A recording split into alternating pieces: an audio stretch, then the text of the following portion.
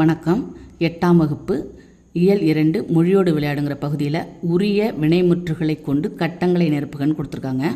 இப்போ ஆண்பால் பெண்பால், அதாவது ஆண்பால்னா ஆணை குறிப்பது, பெண்பால்னா பெண்ணை குறிப்பது, பலர்பால்னா எல்லாரையும் சேர்ந்து, ஒன்றன்பால்னா ஏதோ ஒரு பொருள். இப்போ பசுன்னு வச்சுங்களேன், அது ஒன்றன்பால். பசுக்கள் என்பது பலவின்பால். தன்மைனா தன்னை குறிப்பது. முன்னிலை என்பது தனக்கு முன்னாடி இருக்கிறவங்கள குறிப்பது. படற்கைனா எல்லாரையும் சேர்த்து. அதுபோல் இறந்த காலம் எப்படின்னா நடந்தான், முடிந்தது. நிகழ்காலம் என்றால் இப்போ நடந்துக்கிட்டு இருக்கிறது, நடக்கின்றான். எதிர்காலம் என்பது நாளைக்கு நடக்க போகிறது.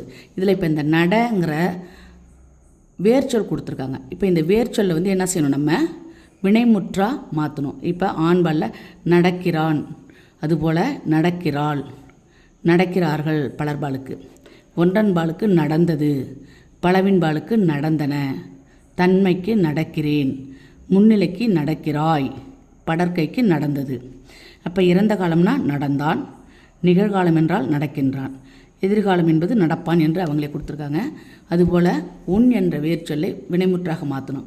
இப்போ பார்த்திங்கன்னா ஆண்பாலுக்கு உண்கிறான், பெண்பாலுக்கு உண்கிறாள், பலர்பாலுக்கு உண்கிறார்கள். ஒன்றன்பாலுக்கு உண்டது, பலவின்பாலுக்கு உண்டன. அதற்கடுத்து உண்கிறேன் தன்மைக்கு, முன்னிலைக்கு உண்கிறாய், படற்கைக்கு உண்டது, இறந்த காலத்துக்கு உண்டான், நிகழ்காலத்துக்கு உண்கின்றான், எதிர்காலத்திற்கு உண்பான். இதே போல் உறங்கு என்ற வேர்ச்சொல்லை நீங்கள் வினைமுற்றா மாற்றுறதுக்கு முயற்சி செய்து இதை எழுதி பழகவும். நன்றி.